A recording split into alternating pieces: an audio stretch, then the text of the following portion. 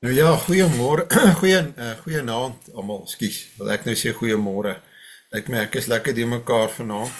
Ek het ek was al op môreoggend se Bybelstudie. So, party dae het 'n ouma sulke dae. Baie dankie dat julle ingeskakel het. So ek maak eintlik verskoning dat ek so bietjie laat was. Later as gewoonlik. Ons gaan dan nou begin met ons Bybelstudie en ons gaan vanaand die tweede gedeelte van 2 Korintiërs hoofstuk 12 saam lees, as ook 2 Korintiërs hoofstuk 13, en dan wil ek so probeer 'n oorsig te gee van 2 Korintiërs, wat was treffend van 2 Korintiërs, en dan sluit ons eintlik nou vanaand die Korintiër briewe af. En dit was vir myself persoonlik 'n wonderlike reis om Korintiërs so saam met julle te lees, en ek hoop vir julle ook. Nou, soos gebruiklik wil ek vra dat julle asseblief, voordat ons begin met die woord van die Here, dat ons eers saam bid. Kom ons bid saam. Ons groot en barmhartige hemelse Vader, ons is baie dankbaar dat U in U groot genade omgee vir mense, dat U vir ons U woord beskik, sodat ons dit kan lees en ons lewens daarop kan bou. En dit maak dat ons lewe ook goed verloop en dat dit met ons in die algemeen ook beter gaan as wat dit gaan met die wêreld daar buite. Die wêreld daar buite is so sonder betekenis en so doelloos, terwyl ons lewens het 'n betekenis. Ons lewe beweeg in 'n rigting. Ons weet immers waarheen ons op pad is. Veral hierdie tyd van die jaar waar ons 'n jaar begin afsluit, is dit so belangrik dat 'n mens, ook wanneer jy terugkyk, sê, maar dit wat ek gedoen het, was in U diens, en dit het vir my waarde gehad. My lewe het op 'n sekere manier verloop, en dit het betekenis. Ons bid dan dat U ons nou sal lei deur die Heilige Gees, dat U woord ons sal aanraak, en ons vra dit van U in die naam van U Seun. Amen. Nou ja, kom ons lees saam. 2 Korintiërs hoofstuk 12 vanaf vers 11. Nou ek sal weer verwys ook na die deel oor die gesigte en openbarings, en dat hy hier gepraat het ook oor sy doring in die vlees. Julle sal dit onthou, daar is hy hier in vers 7, die doring in die vlees. En dan kom Paulus vanaf vers 11 en hy skryf, ek het nou soos 'n dwaas opgetree, julle het my daartoe verplig. Eintlik is dit julle wat in my guns moes gepraat het, want al is ek niks, staan ek niks agter by daardie danige apostels nie. Die dinge wat 'n apostel kenmerk, het ek met groot geduld by julle verrig. Tekens en wonders en kragtige dade, waarin is julle swakker behandel as die ander gemeentes, behalwe dat ek persoonlik nie vir julle tot 'n geldelike las was nie. Vergewe my hierdie onreg. Dit is nou die 3de keer dat ek gereed is om na julle toe te kom, en ek sal nie vir julle 'n las wees nie. Ek soek nie julle geld nie, maar vir julle. Dit is immers nie die kinders wat vir die ouers sorg nie, maar die ouers vir die kinders. Ek sou graag alles wil gee vir julle lewe, ja, ook myself. As ek julle soveel meer lief het as wat die ander julle het julle my dan minder lief as vir hulle? Goed, ek was dus nie vir julle 'n oorlas nie, maar julle kan dink, ek was slim, en ek het julle uitoorlê. Het ek myself dan miskien ten koste van julle geldelik bevoordeel, deur een van die mense wat ek na julle toe gestuur het? Ek het vir Titus gevra om na julle toe te gaan, en die ander broer saamgestuur. Het Titus homself dan geldelik bevoordeel ten koste van julle? Handel hy en ek nie in dieselfde gees nie, en loop ons nie in dieselfde spore nie? Julle dink seker lank al, dat ons by julle probeer verdedig.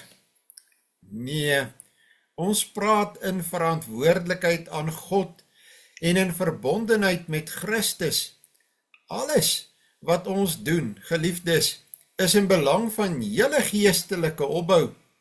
Ek is bang dat wanneer ek kom, ek julle miskien nie sal vind soos ek dit graag wil hê nie, en dat julle my ook nie sal vind soos julle dit graag wil hê nie.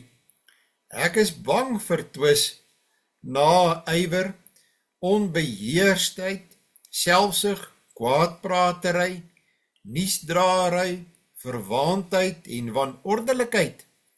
Ek is ook bang dat wanneer ek weer kom, my God my by julle in verleentheid sal bring en dat ek moet treur oor baie van julle wat geruime tyd al 'n sondige lewe lei en wat oor hulle onreinheid, ontug en losbandigheid nie tot berouvolle inkeer gekom het nie. Dit is nou die 3de keer dat ek na julle toe kom. Deur die getuienis van 2 of 3 getuies moet elke saak bewys word, sê die skrif, aan die wat vroeër gesondig het en aan al die ander het ek voorheen, toe ek by julle was gesê, en ek sê dit nou weer vooruit, terwyl ek nie by julle is nie. As ek nou weer na julle toe kom, sal ek niks en niemand ontsien nie. Julle soek mos 'n bewys dat Christus deur my praat. Hy tree nie swak op teenoor julle nie, maar bewys sy krag onder julle, want al is hy gekruisig in swakheid van 'n mens, hy leef in die krag van God, en in hom is ons ook swak, maar saam met hom sal ons uit die krag van God lewe. Dit sal julle sien. Stel julle self op die proef en ondersoek julle self of julle in die geloof lewe. Besef julle dan nie self dat Christus Jesus in julle is nie? So nie, het julle die toets nie deurstaan nie. Ek hoop dan julle weet dat ons wel die toets deurstaan het. Ons bid God dat julle niks verkeerds doen nie. Dit bid ons, nie dat dit as bewys moet dien dat ons die toets deurstaan het nie. Ons wil hê dat julle die goeie doen, selfs al sou dit lyk asof ons die toets nie deurstaan het nie. Ons vermag niks teen die waarheid van God nie, maar wel alles vir die waarheid. Ons is dus bly as ons swak is, as julle maar sterk is. Ons bid ook vir julle geestelike volwassenheid.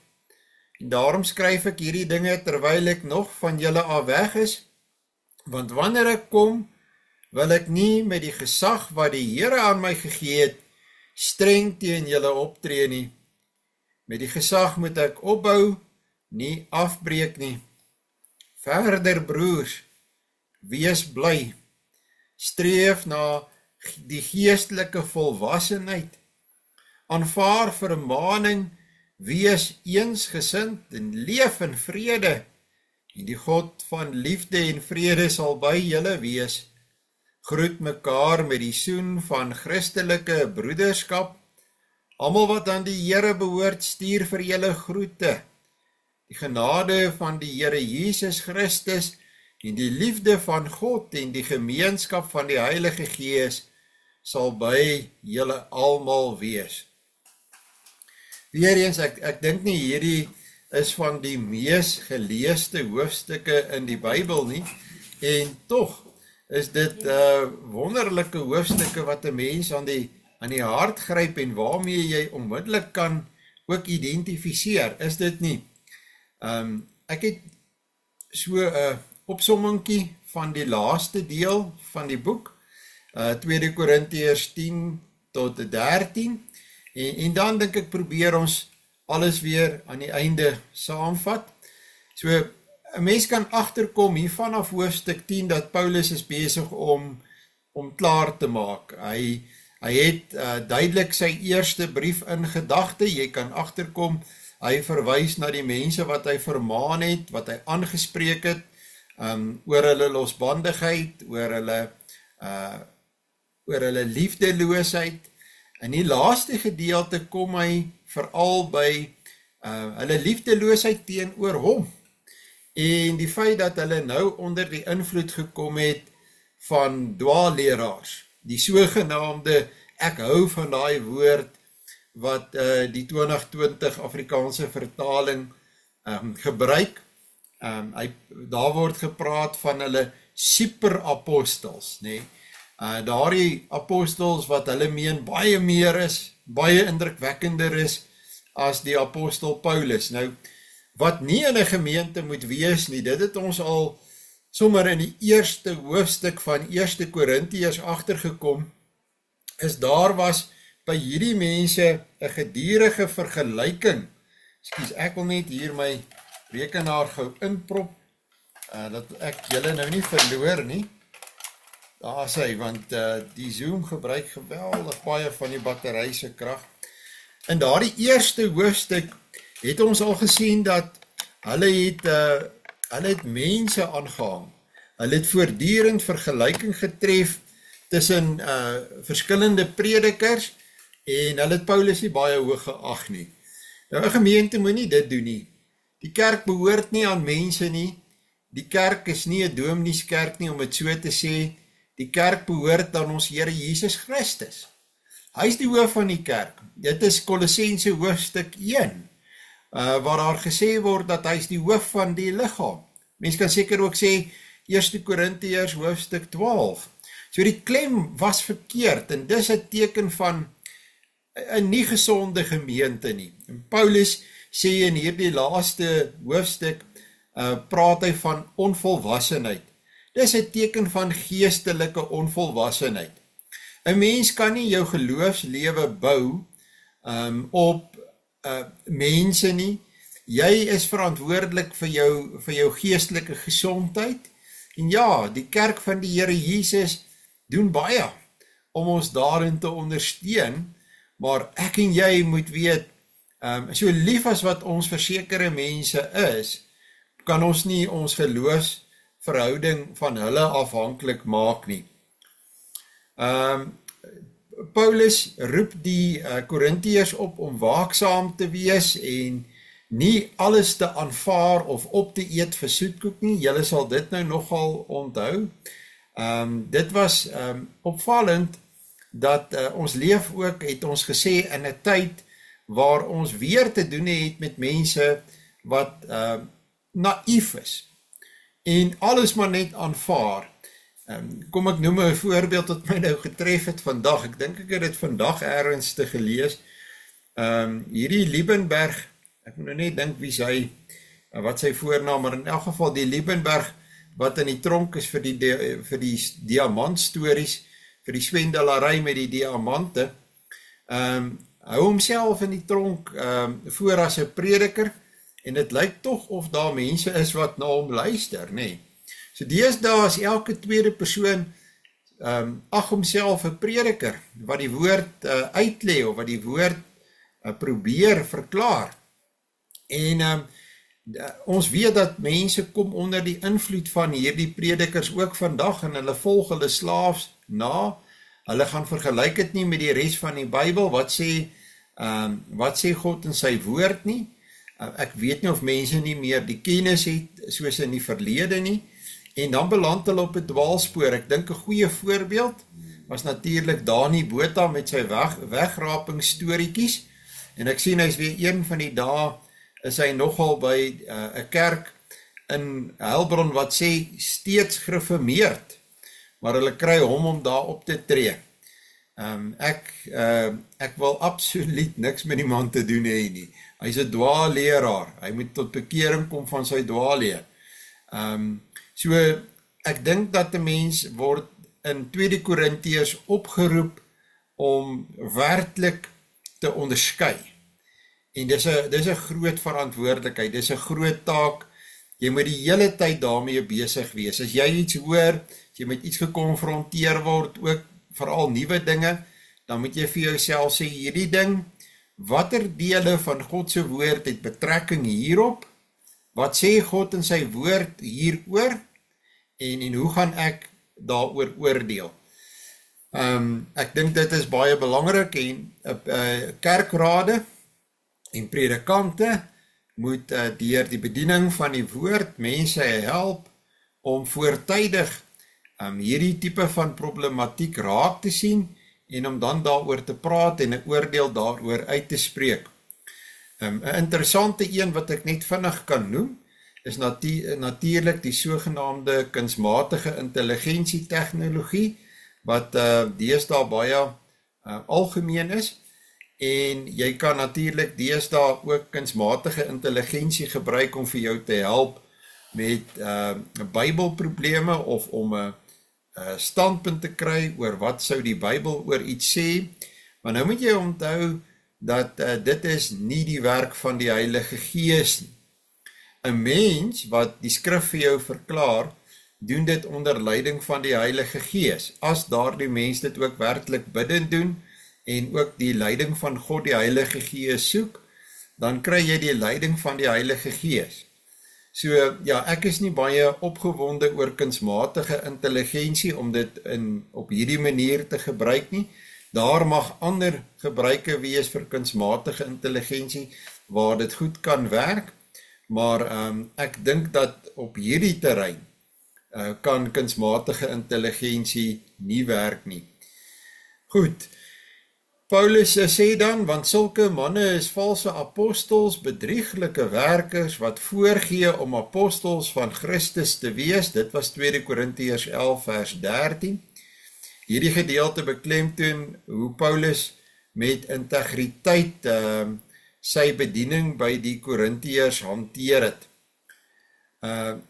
In die gedeelte net voor waar ons begin lees het in hoofstuk 12 vanaand, ek wil tog maar weer, want ek glo dit is belangrik ook vir die verband met die laaste hoofstuk van 2 Korintiërs, is dit baie belangrik om te sien wat Paulus se hele benadering is.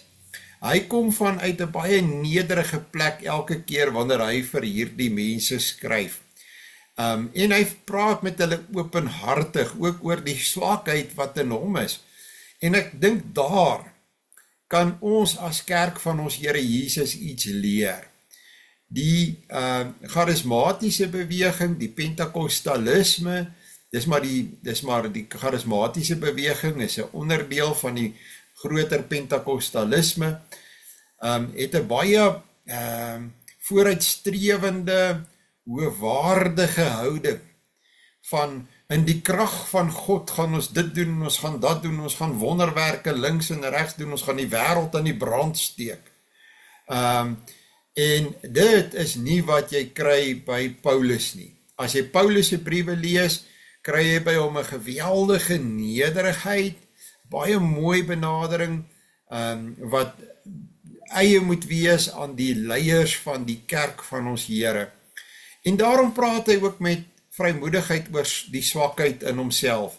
En hoeveel keer het dit nie al gebeur wanneer ons by mekaar sit en met huisbesoek of met geleentheid wat ons besig is om saam te kuier en ons praat met mekaar, dan praat ons nie oor die hoogtepunte en al die suksesse en al die dinge waarin ons sterk is nie, maar ons praat juist met mekaar oor daar waar ons swak is, dit wat ons daaruit geleer het, hoe dat God in sy genade ons aangeraak het, ons opgetel het, ons gedra het, en dit is bemoedigend, dis versterkend.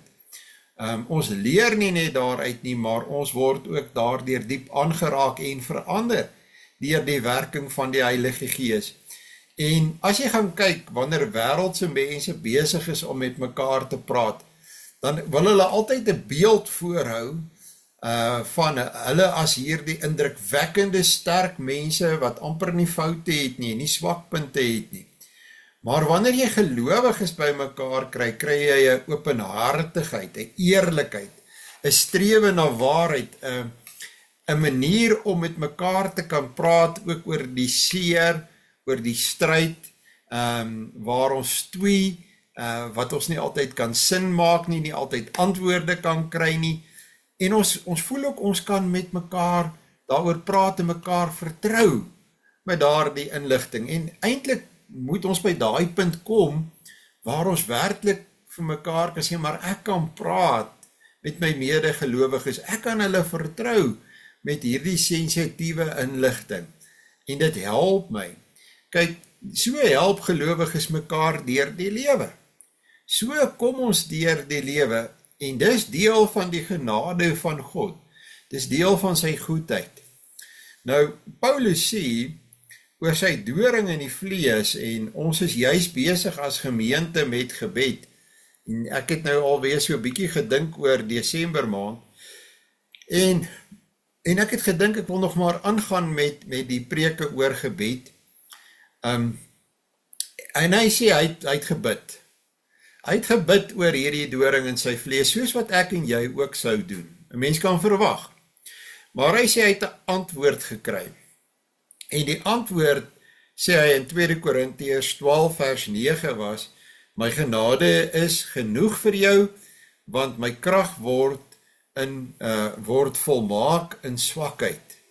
So God sê vir hom, ek werk my krag juist deur jou, juist vir my 'n bruikbare middel, 'n bruikbare instrument, waardeur my krag kan sigbaar word. So, anderste as die wêreld wat sukses beklemtoon en menslike krag beklemtoon, is dit anderste met God en met sy woord. In sy woord word menslike swakheid eerder beklemtoon en God se krag word daardeur uitgelig. En gaan kyk na jou eie lewe, vra vir jouself die vraag af, wanneer jy praat oor God en oor hom in jou lewe, praat jy vanuit die punt waar jy jou eie krag eintlik uitlig, of is jy nederig en klein en beklemtoon jy die krag van God? Goed, wat wil Paulus bereik met hierdie laaste perikoop, hierdie laaste gedeelte van hoofstuk 12 en hoofstuk 13? Wat wil hy bereik? Wat wil hy by hierdie mense wat die eerste lesers was, wat wil hy regkry? Ek dink hy probeer hulle terugkry op die Bybelse pad. En die Bybelse pad is die pad van berou en bekering, belydenis van jou sonde, dat jy vergifnis kan ontvang, dat daar versoening kan plaasvind.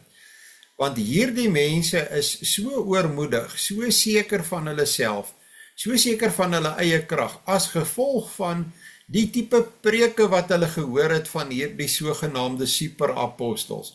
Hierdie mense wat dink hulle is self so fantasties. Het die Korintiërs ook nou hierdie houding, hierdie geestelike meerderwaardigheid ontwikkel, want dis die mense na wie hulle luister. En daarom wil Paulus hulle as het ware by die punt kry, en ek kry baie keer die gevoel as ek hierdie hoofstukke lees, dat hy soms hulle 'n bietjie wil wakker skud en vir hulle sê, julle is nie meer op die Bybelse pad nie. Julle sal dink julle is op 'n baie goeie plek. Julle sal dalk vir ander mense vertel dat julle is op 'n goeie plek, en dit gaan, julle is sterk en julle het nog nooit so goed gevoel nie. Maar eintlik is julle baie ver van God af. Want julle is nie meer op hierdie pad wat julle besef wat julle nood is nie. Dat julle eie sonde en swakheid raak sien, en dat die pad van God is die pad van berou, en belydenis, bekering, dat julle vergifnis kan kry van julle sonde. So, ek glo dat hy wil met hierdie laaste gedeelte van die boek, wil hy hulle as het ware oproep tot berou. Wil hy hulle by daardie punt bring dat hulle sê, werklik, as ons hieroor besin, dit wat Paulus nou hier vir ons sê, ons het ver afgedwaal, dinge het in ons lewe baie verkeerd gegaan, En ons moet terugkom op hierdie pad. Die bekende pad van ek ken my sonde en ek praat met God daaroor. So ja, sy woorde is streng en dit is waarskuwende woorde. En ek kan dink dat baie mense nie graag hierdie tipe van woorde sou wou hoor nie, veral vandag. Nee, maar as jy mooi hoor, dan moedig hy hulle aan om te gaan besin. En dis nooit 'n slegte ding as 'n mens die oproep moet hoor, dat jy moet weer gaan kyk na jouself nie. En nogal dikwels in preke, sal ek dit ook vir u as gemeente probeer sê, gaan kyk weer na jouself, moenie oormoedig wees nie, moenie te seker wees van jouself nie. Dis vir my 'n treffende vers, 2 Korintiërs 13 vers 5, waar Paulus sê, bewys julleself of julle in die geloof is, ondersoek jouself. Met ander woorde, gaan kyk of is jy werklik nog 'n gelowige, gaan ondersoek jouself. Ons het nou die afgelope Sondag nagmaal gebruik, en voor dit het ons nou voorbereiding gehad vir nagmaal, en deel van die voorbereiding vir nagmaal is juis selfondersoek. Maar ek is van mening dat 'n mens moet elke week deur hierdie proses gaan van ondersoek jouself, bekyk jouself, vra jouself af, is dit wat ek my myself besig hou, wat ek lees, wat ek oordink, wat ek wil bereik, is dit werklik goed? Is dit in lyn met wat God vir my in sy woord sê? Moenie net aanvaar jy is reg nie. Want wanneer 'n mens verkeerd gegaan het, sien jy dit nie. Jy dink maar jy is nog altyd op die regte pad, maar intussen tyd is jy lankal nie meer daar nie. En miskien is daar iets ingrypend in jou lewe skeefloop, ja, dan kom jy by die punt dat jy sê, nou besef ek, hoekom het skeef geloop het in my lewe, ek is lankal nie op die regte pad gewees nie. Maar jy kon dit alles vermy het om vir so 'n lang tyd verkeerd te loop in jou lewe, of op die afdraaipad te beland, as jy hierdie eenvoudige ding bly doen het, om jouself weekliks voor God te verootmoedig, en jou self te ondersoek. Het is baie belangrik, wanneer 'n mens bid, en ek glo, jy het almal 'n aktiewe gebedslewe, dat jy by die punt kom, dat jy altyd bid oor jou sonde. Mense sê, maar mens wil toch nie altyd praat oor jou sonde nie. 'n Mens moet altyd jouself voor God stel, en as jy voor God kom, voor die heilige grote God, dan besef jy sondaar. En dan praat jy met hom daaroor, en jy vra vir hom vergifnis, en jy vra vir hom, dat hy vir jou die nuwe pad sal aantoon, dat hy jou sal help om op te staan uit die sonde waarin jy jouself gedompel het. Dat hy jou help om jou lewe, dat hy jou lewe in die regte rigting sal stuur. Dit kan nie anders nie, dis hoekom gebed so geweldig belangrik is, en kosbaar is. Paulus seën ook hierdie gemeente, die brief eindig met 'n bemoedigende seën, wat die dieper temas van sy boodskap opsom, en julle sal onthou, genade, liefde en gemeenskap is van die dieper temas in sy Korintiër briewe.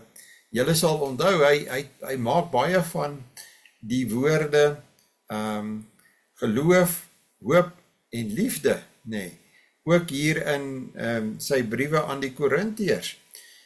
En die genade van die Here Jesus Christus en die liefde van God en die gemeenskap van die Heilige Gees wees met julle almal.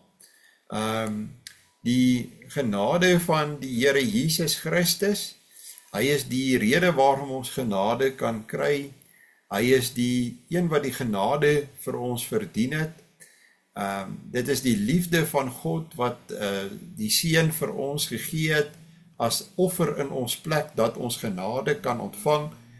Die Heilige Gees maak die gemeenskap met God en met ons naaste moontlik. Jy weet, eintlik is die seën van Paulus 'n geweldige opsomming 'n kompakte opsomming van waaroor dit gaan in sy briewe.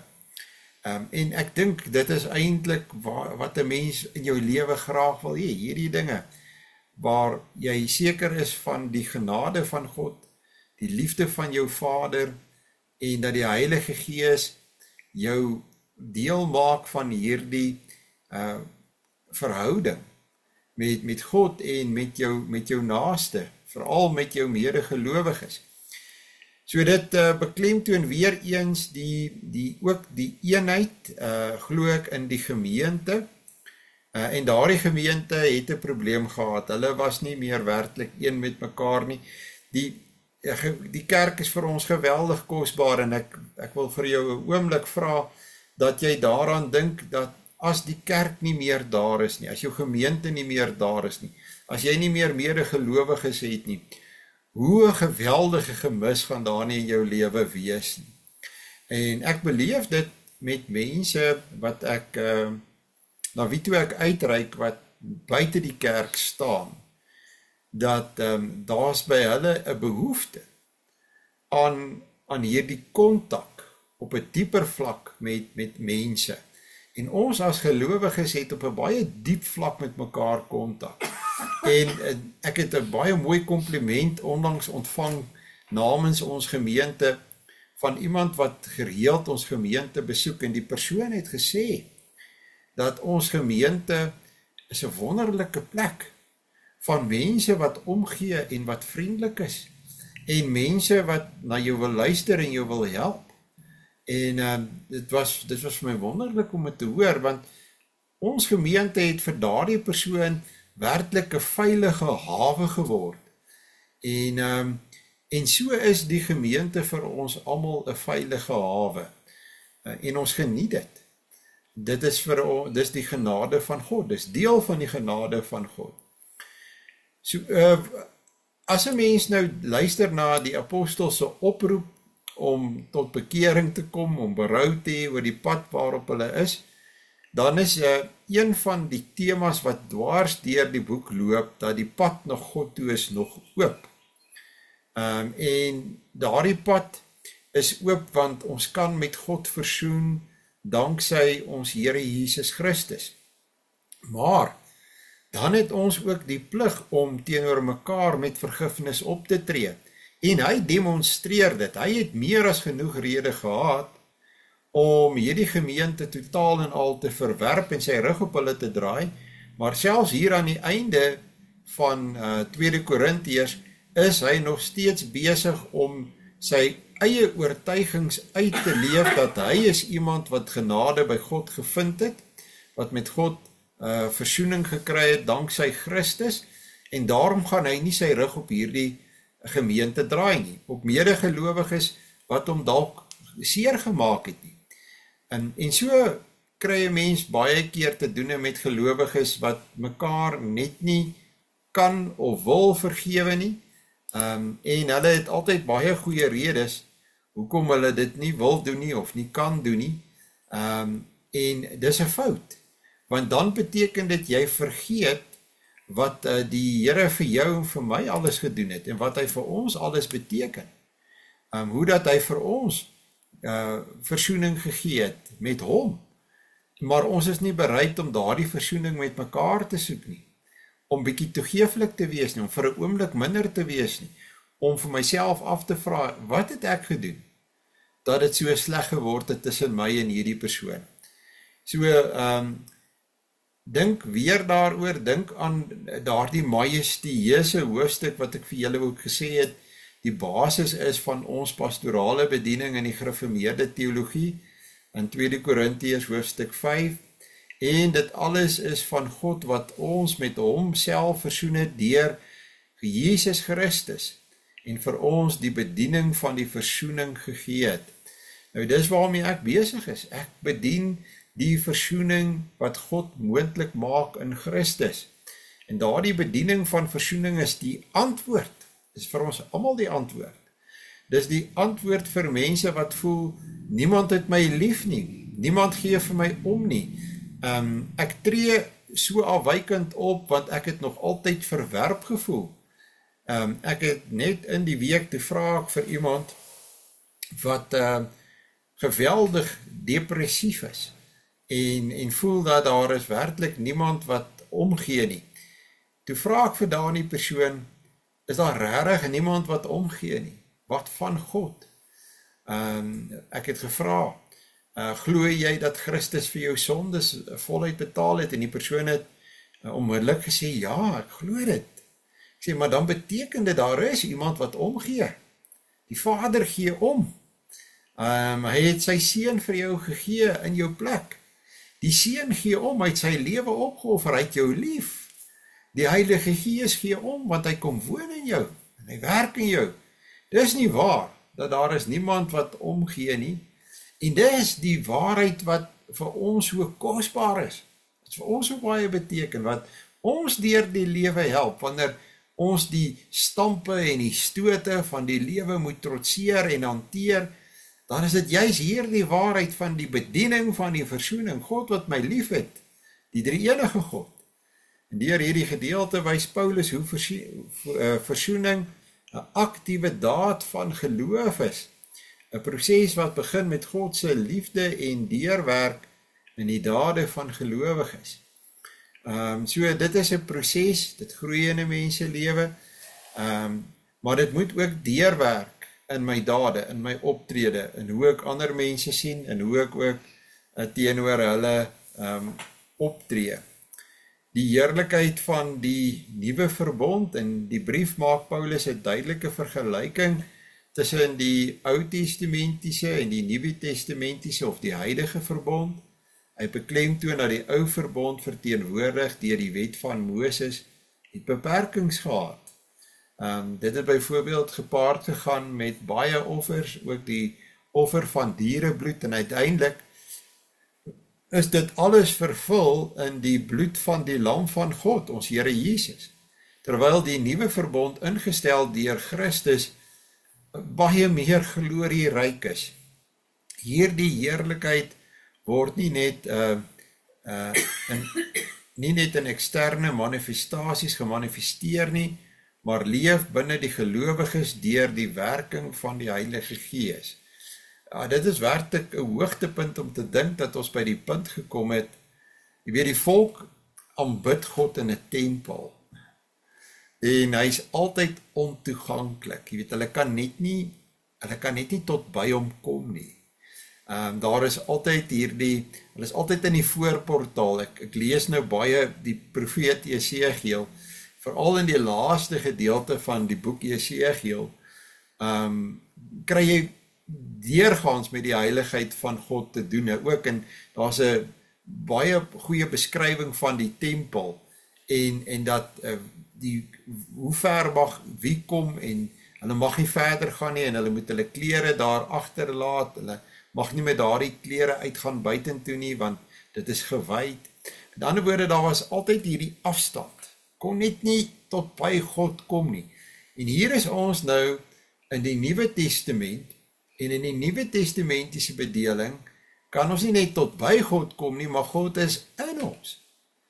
Die afstand is oorbrug, en wie die afstand oorbrug? God het die afstand oorbrug. En ek bedoel, dit behoort vir jou fantasties te wees. Dit moet vir jou absoluut wonderlik wees. En dit behoort ons te laat besef hoe geweldig bevoorreg ons is, bo die Ou-testamentiese gelowiges, wat altyd hierdie afstand gehad het. En hier het ons die Heilige Gees wat binne in ons woon. Paulus maak dit duidelik dat die nuwe verbond direkte toegang tot God bied, en dat gelowiges deur die Heilige Gees in die beeld van Christus verander word. Nou die Heilige Gees wat binne in my woon en in my werk, is die hele tyd besig om aan my te werk, en daar's baie werk aan almal van ons. Daar is dele wat moet wegraak, daar is aspekte van ons wat glad nie aanvaarbaar is nie, wat omgeskakel moet word, omgewerk moet word, daar is goeie aspekte wat kan bly, maar wat moet versterk word, en in die proses is die mikpunt dat ons die beeld van Christus vertoon, dat ons meer en meer word soos wat ons Here Jesus Christus was. Hierdie transformasie is 'n konstante herinnering dat die Christelike lewe 'n proses van groei en van vernuwing is. En daarmee bly 'n mens besig tot en met uiteindelik jou dood. Onthou, ek het in hierdie jaar 'n paar keer melding gemaak van perfeksionisme en dat ons nie perfeksionisme aanvaar nie, want as jy perfeksionisme aanvaar, met ander woorde dat ons perfek kan word, wel dan stop die proses, dan beteken dit jy het dit bereik. En in hierdie lewe bereik ons dit nie. Dis altyd, ons is 'n voortgaande projek van die Heilige Gees. Lyding en troos is ook 'n belangrike tema. Paulus herinner die Korintiërs daaraan dat lyding nie beteken dat God hulle verraai nie.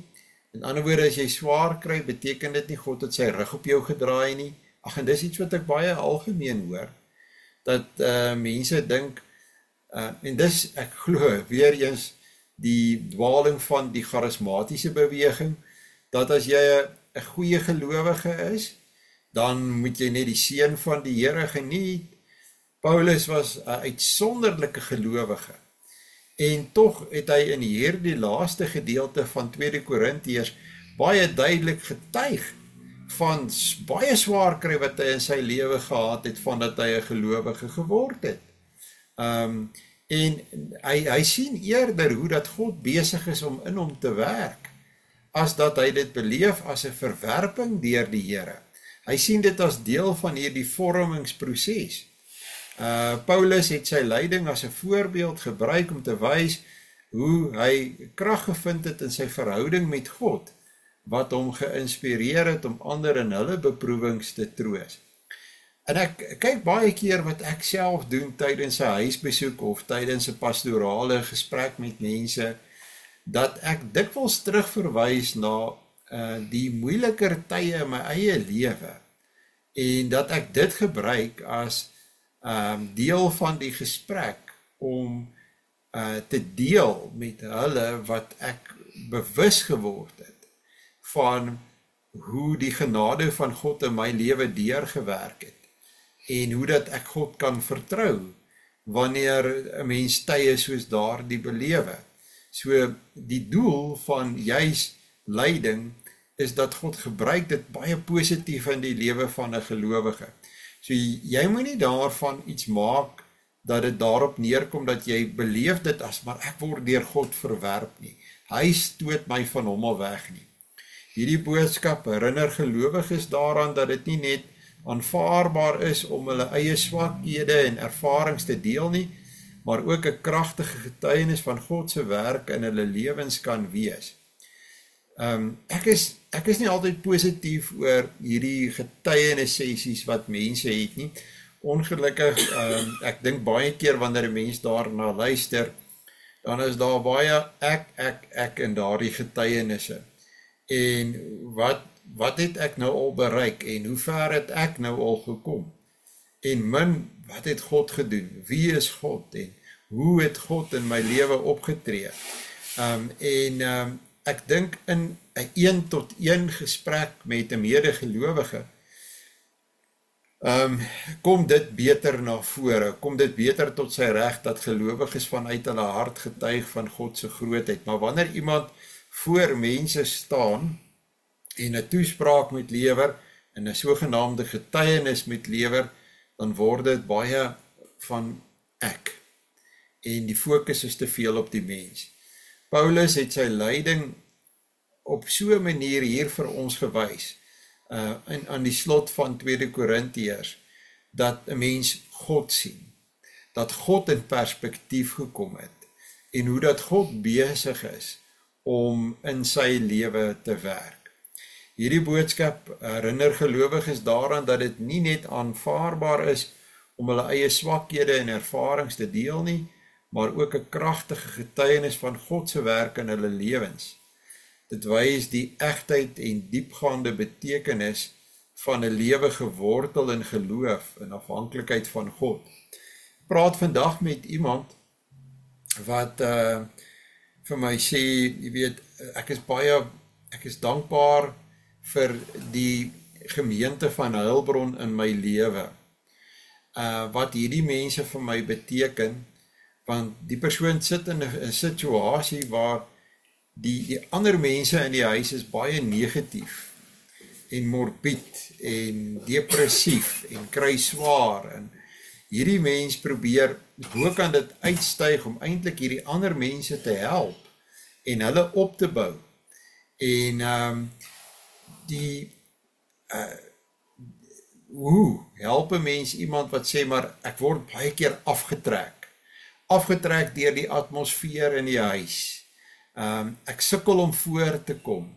En my antwoord aan daardie persoon was dat met tyd, en dit vat tyd ongelukkig, soos wat 'n mens in jou verhouding met God groei en ontwikkel, is jou fokus soveel op hom, dat dit verskuif heeltemal weg van hierdie mense en die omstandighede en dit wat hulle die hele tyd oor negatief is.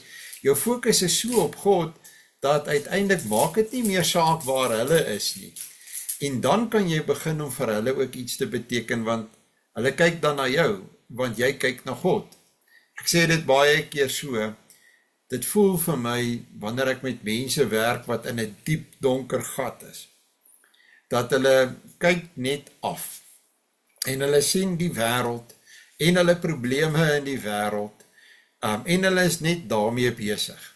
Maar die oomblik as jy op beginne kyk, en jy sien God en sy krag, en sy wonderlike genade, en dat hy te plan, en jy's deel van sy plan, dan verander alles, dat jy 'n perspektief, en daar is nie onmiddellike verandering van hierdie goed rondom jou in jou lewe nie, maar jou perspektief het verander, en dit is al wat moet verander, en dan begin jy anders leef, jy leef ligter, jy is nie meer swaarmoedig nie, jy word nie gedurig deur alles afgetrek nie, en negatiewe mense rondom jou, is nie soos meelstene wat jou die hele tyd aftrek nie.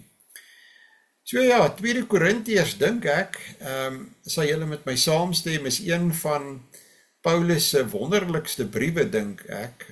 Ek dink natuurlik hulle is maar almal baie redelik wonderlik. Dis omdat dit die werk van die Heilige Gees is. Paulus het 'n baie persoonlike aanslag gehad eintlik in sy briewe, nê. Ek het nooit so gedink aan 2 Korintiërs nie. Ek het altyd gedink, en hulle het ons ook so geleer op teologiese skool, dat as jy praat van 'n persoonlike brief, dan is Paulus se brief aan Filemon, is baie persoonlik. Maar as jy mooi kyk na 2 Korintiërs, dan kom jy agter, dis ook 'n baie persoonlike brief. Sy hele styl is baie persoonlik. Mens kan baie agterkom van Paulus, van hoe hy seer gekry het hier, hoe dit hierdie gemeente om regtig emosioneel diep seer gemaak het, en hoe dat hy probeer sin maak van hulle optrede, maar ook perspektief behou en voortgaan met sy bediening. En dit maak 2 Korintiërs vir my 'n baie kosbare brief. Dit wys vir my iets dieper van Paulus. En jy mis dit as jy nie genoeg tyd spandeer aan 2 Korintiërs nie, en ek ongelukkig dink ek, en ek kan verkeerd wees, dat die meeste mense lees eerder 1 Korintiërs, en daar is ook vir my 'n redelike verskil tussen 1 en 2 Korintiërs, en ek dink deel van daardie verskil. 1 Korintiërs is vir my baie saaklik. Hy hanteer 'n klomp vrae, hy antwoord 'n klomp vrae, hy behandel 'n klomp onderwerpe, en teen die tyd wat jy kom by 2 Korintiërs is daar 'n redelike groot oorgang. En deel van daardie oorgang is juist hierdie persoonlike aanslag wat Paulus het in 2 Korintiërs. En dit is 'n groot oorgang, en ek dink, dis nie wat mense verwag nie, en dan gee hulle moed op met 2 Korintiërs. Hulle verloor so 'n bietjie die draad. Dis vir hulle 'n moeilike oorgang. Dit spreek temas van versoening aan, en die belangrikheid van gee, die leiding en die krag wat uit swakheid kom, en die heerlikheid van ons nuwe verbond en ons nuwe lewe in Christus. Deur sy woorde roep Paulus gelowiges op om 'n autentieke en gewyde lewe te lei, afhanklik van God en van die gemeenskap van die heiliges. Ek dink dis deurgaans waarvan beide die briewe wat Paulus geskryf het vir die Korintiërs. En dis vir my weer in lyn met wat ek lees in die Ou Testament, dat hoe ons leef is baie belangrik. Dis belangrik nie omdat ons daardeur op enige manier iets verdien nie, maar dat dit wys of ons verander is. Dit wys of ons werklik die nuwe lewe leef, of ons onder die leiding van die Heilige Gees staan. En 'n mens se leefwyse moet uiteindelik daarvan spreek dat God is besig om in jou te werk. Dit is 'n herinnering dat die Christelike geloof nie net 'n intellektuele oefening is nie, en ek dink is belangrik vir ons gereformeerdes, want ons kan nogal vreeslik intellektueel wees. Dis belangrik dat jy uitkom by 'n praktiese leefwyse, maar 'n dinamiese en verhoudingsgebonde leefwyse. Bou verhoudings met medegelowiges, om mense in te bring in die gemeenskap van gelowiges moet jy bereid wees om in hulle lewe betrokke te raak en ook 'n verhouding met hulle te bou, en dit neem baie tyd. Waarin swakheid die weg baan vir God se krag. 'n Mens moet, laat ek dit so sê, wat ek in my eie lewe ervaar het en beleef het, dat God het my dikwels swak gemaak, sodat ek vir hom 'n beter en 'n bruikbaarder instrument kan wees. En dit het ek nog altyd in my lewe so ervaar. En daarom is dit nie vir my moeilik om ook te praat oor die swakhede in my lewe nie. Ek glo dat dit is maar met julle dieselfde. Wanneer God ons swak maak, is dit sodat ons bruikbaarder kan wees. Want as ek swak is ek eintlik sterk in die Here.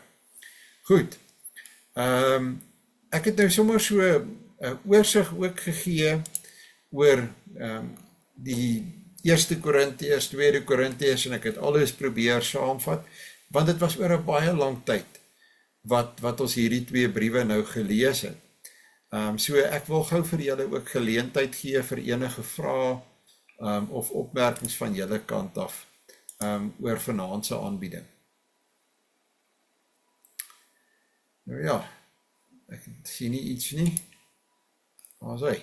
Ek is baie dankbaar dat julle ingeskakel het. Ek wil dalk net ook noem dat ek gaan hierdie week die Bybelstudies bietjie voorlopig eers dan nou afsluit. Die skole sluit, en dit is maar ons gebruik dat ons dan ook die Bybelstudie eers afsluit. Ons is hier na die einde van die jaar toe, en mense gaan bietjie rondry, dan hoef niemand te voel hulle mis iets nie. Dit gee my ook veral die kans om bietjie by ander werk uit te kom, wat ek hoop om voor die einde van die jaar klaar te maak. En dan op 'n stadium sal ek weer vir julle aankondig wanneer ons weer kan begin met ons Bybelstudie, en ons sal dan uit die aard van die saak net verder aanbeweeg in die Bybel. Môreoggend as die Here wil, gaan ek ook probeer kyk of ek dalk die Bybelstudie oor kremasie kan afrond. Ek wil ook eintlik nie te veel tyd daarin spandeer nie. Ek dink ons het al genoeg tyd aan die onderwerp afgestaan. Ek wil vra dat julle asseblief saam met my sal afsluit. Ons Vader wat in die hemel is, Here, baie dankie dat ons kan terugkyk op 'n jaar waarin U in die eindelose liefde U woord vir ons gegee het en U woord vir ons verklaar het. Dat dit nie altyd in krag was nie, maar ook soms in swakheid, menslike swakheid.